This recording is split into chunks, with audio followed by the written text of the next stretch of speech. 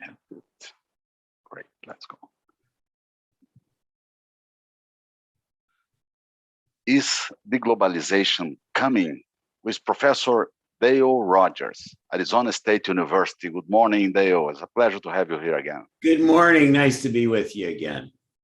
That's great. Tell me, Dale, please, with the pandemic, industrial war that we are seeing every day, shortage of chips, is deglobalization really coming, or on the other side is a vaporware only? You know, it's interesting because it's imbalanced, truthfully. So I think there is some pullback from globalization, but sitting here in the United States, we really can't deglobalize it. You know, I know President Trump wanted to, and the craziest thing, I think many of us voted against Trump for a lot of reasons, but you know, a lot of us have been disappointed by President Biden because he's really continued sort of Trump's deglobalization policies, which are not going to work for us. They may work for some places. You know, it's interesting. A lot of the global supply chain problems, at least the ones here in the United States, are because, you know, their roots are in the trade war, that moving away from China. And so far this year, US purchases from China are up 31% from 2020. So obviously we're not deglobalizing. We can't afford to. China, on the other hand, is buying. They weren't buying that much stuff from the US in the first place, but they're buying less from us now. And it's so interesting. That's really created havoc with the imbalance of trade. And, you know, an example of this, Cavania, is that, you know, a couple years ago, the price of shipping a container from China to the US was probably $1,300, $1,500, somewhere in that range. And today it's $18,000 to $20,000.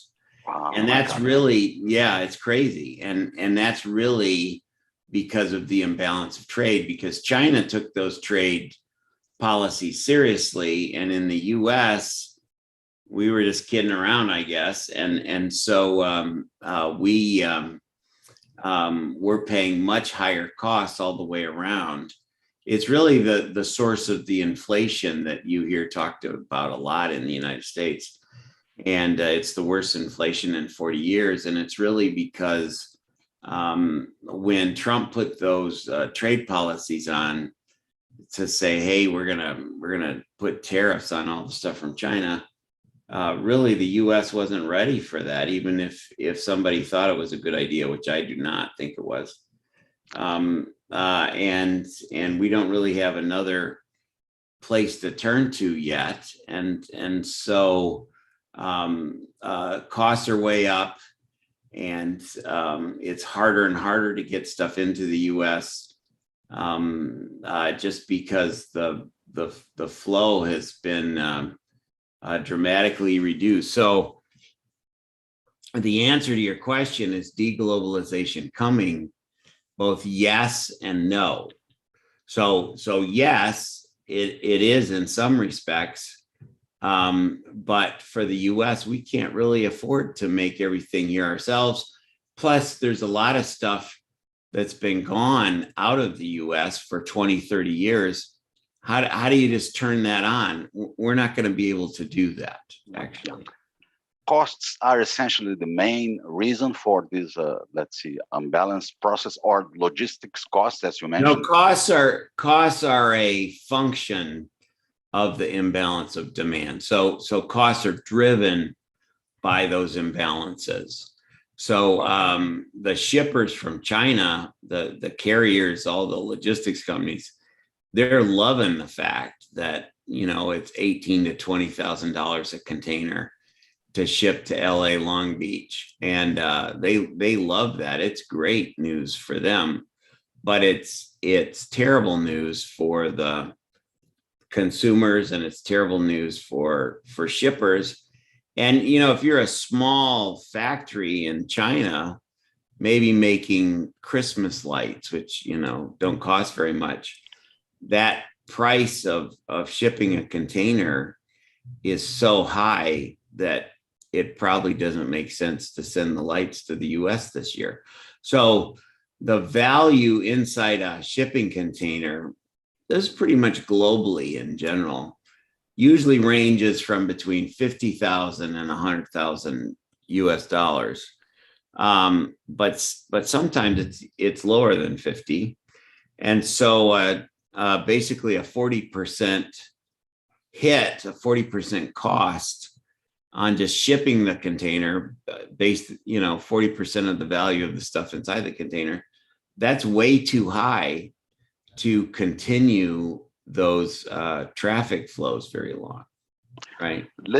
Labor costs in Asia is still low compared to the United States. The United States has a $15 an hour for the labor. Well, plus you got to look at the burden on the labor. You know, we talk about burden or overhead on labor. So it might be $15 is the wage, but then you know, healthcare and all the additional benefit costs are typically another 60%.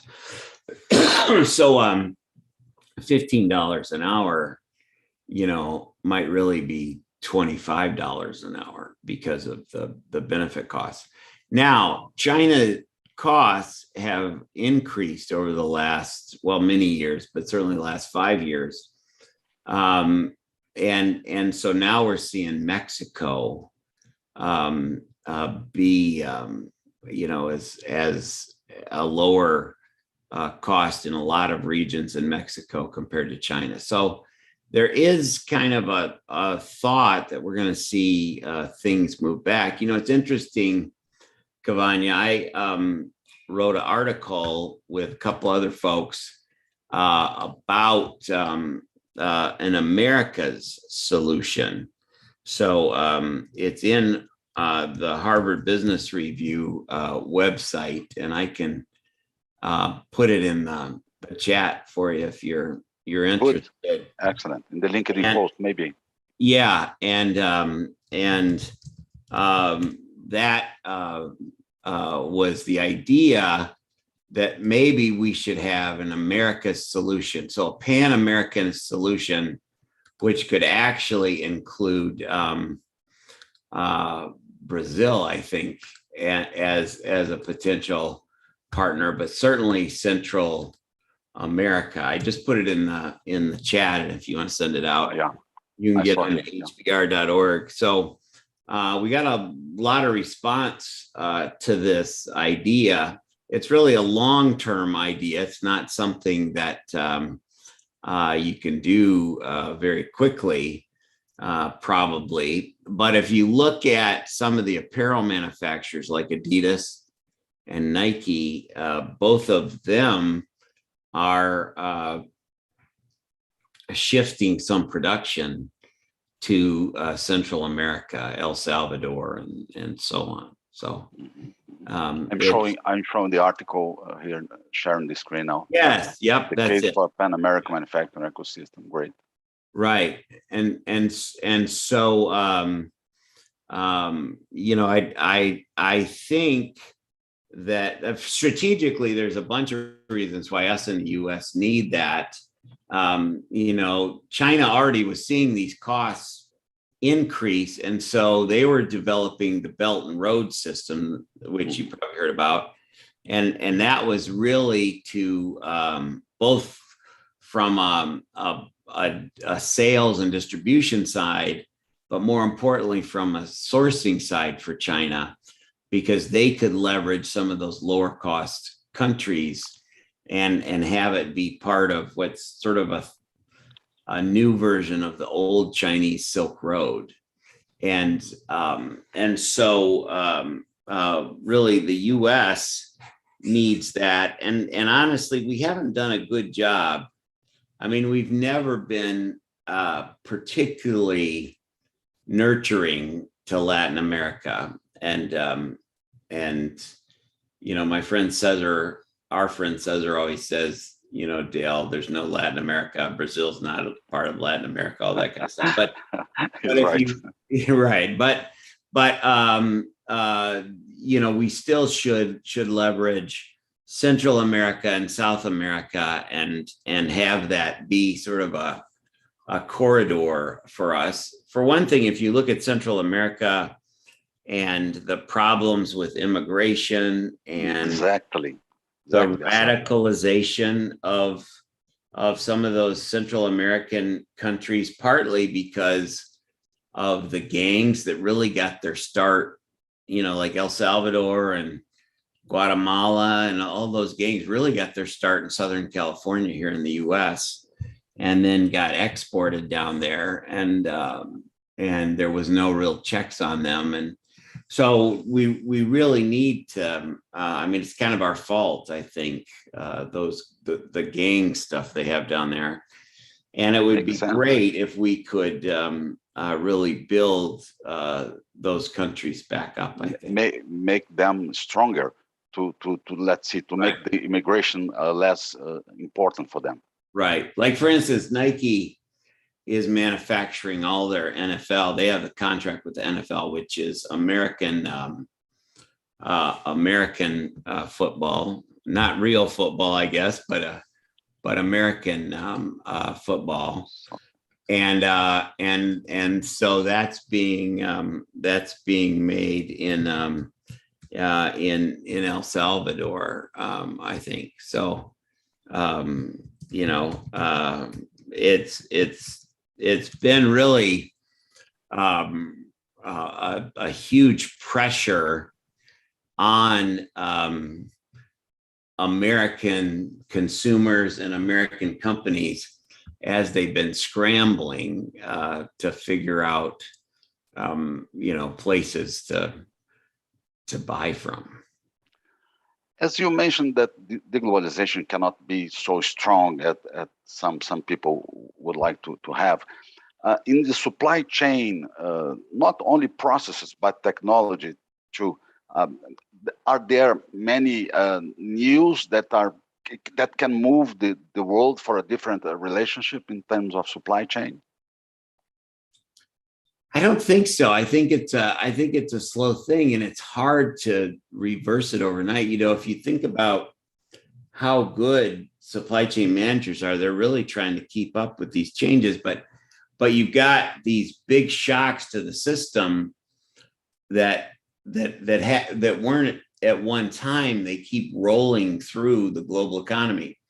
Like, for example, a lot of companies had moved production to Vietnam the last few years, primarily because of cost. Chinese costs are getting higher.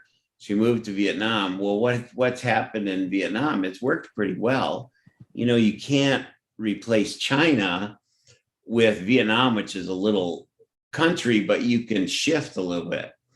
Well, September, October, and part of November, all the factories in Vietnam were shut down because of COVID. So it was about 10 weeks.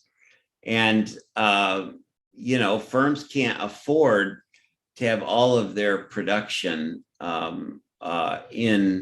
shut down. And so there's this idea, I think, that certainly Zach and I have been talking a lot about with companies, the idea of a portfolio of suppliers. So I remember talking to a company that had 3 suppliers for a major component. And so they thought, you know, you're a purchasing guy, you know, okay, 3 suppliers, that's not bad. But the crazy thing is that all 3 suppliers, which were different companies, were all in Wuhan, China. Well, you can't, that's not going to work. right? So you not only need supplier diversification, but you need geographic diversification. And that's more difficult than just having 3 suppliers in Wuhan, China. Now maybe you have one near Wuhan, but you have another one in maybe Hungary or Poland or something, and maybe you use Central America or some place in South America. At any rate, you have to change the way you manage your supply base differently than what certainly most American companies have been up till now. Well, what they have more, the first tier providers in China or the second tier providers, and when you move to Vietnam, another place in Asia, what kind of companies are moving to there? The first tier providers, the top ones, or the second tiers for the companies? All of them. It depends on the industry, I suppose. So, for instance, Intel doesn't want to put a fab, which is very high intellectual property. They're not going to put that in China just in the first place, because the Chinese might steal the technology. I think that's what Intel thinks. But they've moved, like going back 15 years, they've moved some operations to Vietnam. But when Vietnam shut down all the factories, that hurt them pretty badly. So Intel actually had operations in Vietnam, and so did several of the suppliers to Intel. The way the sort of apparel, the shoe companies work, like Nike or Adidas, they've got big factories in Vietnam, but Intel, but Nike or Adidas typically do not own their own factories. In rare occasions, they do. So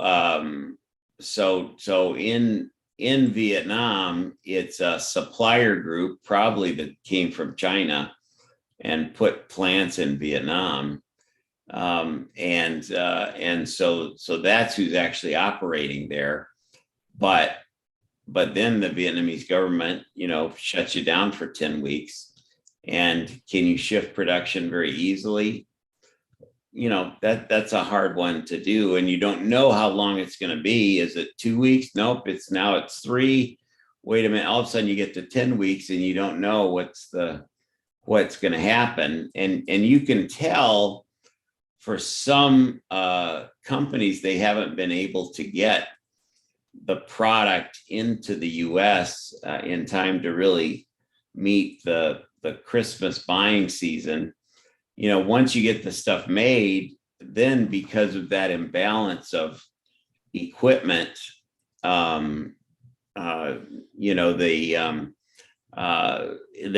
stuff is sitting out in the Los Angeles harbor waiting for a place to get in. But that's just one of the sort of parts, sort of bottlenecks you got to get through. It's really interesting, Cavagna. So in the summer of 2019, I was used to have that course where executives from Brazil would come up to the US, and then we'd visit places in Nevada, and then we'd go over to Silicon Valley. And it was always really fun. It was usually in July or August. Cesar would come up, and for me, it was such a fun thing to do, because it was kind of like time lapse for photography. Every year, I would see what the changes were. So we usually would always stop at the Port of Oakland. Now, the Port of Oakland is in Northern California. So ships come from Shanghai or Hong Kong or something. They go to LA, and then they would go up to Oakland. They drop some stuff off in Oakland, but then they would pick stuff up and they'd go back to China. Well, the last time we did the course, which was before the pandemic, in the summer of 2019, the guy from the Port of Oakland said, Oakland for years and years and years has been the fourth busiest port in the United States. So we go LA, Long Beach, New York, New Jersey, Oakland. But Oakland had just fallen to the fifth busiest port in the US. And that was because you were starting to see these changes take place because of the trade policies. Well, during the pandemic last spring, Oakland, the Port of Oakland fell to the ninth busiest port in the United States, because now what's happening, it's taken ships so long to get into LA Long Beach, there's really nothing to pick up to take back to China. And so they're just turning around. They're probably not even going up to Oakland in some cases. When they do go up to Oakland, they're mostly picking up empty containers and they turn around and go back. And so Oakland went for years from the fourth busiest port to this year, they've already dropped to the ninth busiest port in the US because there's nothing to take back. So it's sort of this deglobalization thing you're talking about. In the US, Trump was just blustering. He didn't really mean what he said, but China took it seriously and they quit buying stuff from us. Yeah. And so that's dramatically increased the cost. And it's also slowed the flow of product into the United States and then through the United States. So there really is deglobalization, but it's one-sided. Yeah, that's right. So in conclusion, Dale, let's see, we need to learn how to survive with dependence on Asia because deglobalization is not so strong. Right. That's right. And I think the answer for the US really is likely to be an America's solution. You can see that Europe could look a bunch of different places. Eastern Europe is still relatively inexpensive. They make a lot of stuff in Poland, for example, for Europe. That's kind of far away for us. There's opportunities in Africa. As you know, I've been working a lot in Africa the last couple of years. And there's opportunities, but that's more likely to be facing Europe and also maybe South America. Brazil is not that far from West Africa, which you guys all probably know. Most Americans don't realize that, but there's not that much distance between West Africa and Brazil. And so I think for the US, what really makes sense is an America's solution where we really leverage Mexico, Central America, and maybe South America as well, and have product flows going up and down, and that would be great for the development of certainly Central America, which has been really abused by the US. And they got smart people down there. There's stuff that we could do there. There's no reason why in 50 years it couldn't be an important industrial hub. It's going to take a while to do it, though. Other countries like France, Germany, UK, they have the same problem with deglobalization and the facing restraints depending on China too. Yes, absolutely. And what's interesting is, like the United Kingdom, it wants to do Brexit. They are doing Brexit, but they don't really, they didn't really think through how the supply chains were going to work. And they want to have these open borders, but not have them be open as well. And the rest of Europe isn't going to do that with them. And so like the United Kingdom is really struggling. It's interesting how all of a sudden, a lot of countries decided after 150 years of economic theory and thought that shows that open borders are better. Yeah. Brazil really has punished the Brazilian people. This is an American view, but I think that's really right. Look at economic theory. with the closed borders, you have to import materials. You have lower value products and much higher cost. Why do you have to pay so much for cars and computers? It's crazy, and so the nationalism of Brazil, I don't think you can argue that that's been great for the Brazilian people, honestly. We pay much more than the normal people worldwide. That's right. That's right. Unnecessary, this much pay. Right. So that, I think Brazil, I always talk about this. I think Brazil is a good example of what happens if you put high tariffs and you have very restrictive trade policies. To some extent, those have hamstrung Brazil. Those have really stopped Brazil from being able, every kid should be able to have access to a computer. Because of the costs of them in Brazil, they don't.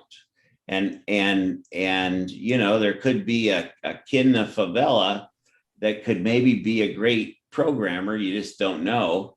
And they're not going to have access to the computer because it's too expensive. Yeah. And so I just I really think this move towards nationalism and deglobalization isn't going to work well. And there's an old saying, Cavagna, if you're trading with a country, if you're selling things and doing partnerships and so on, it's much less likely you go to war with that country. Yeah. And I'm worried about us continuing to offend China with all of this, and one of the things I'm worried about is that all of this crazy talk from the U.S. is going to make it easier for China to accomplish one of their big goals, which is to get Taiwan back. And 60 to 70% of the microprocessors manufactured in the world are in Taiwan. My God. So that would be a huge problem. Challenge. All of a sudden, Taiwan is back part of the. Imagine the problem you have if China invades. Right, which they're thinking about. Wow. That was a great conversation again. Dale Rogers, professor of Arizona University. Thank you so much for this time. All right, I love to do it, and it's great to see you, and I hope you have a Merry Christmas. For you too, for your family and you. All right.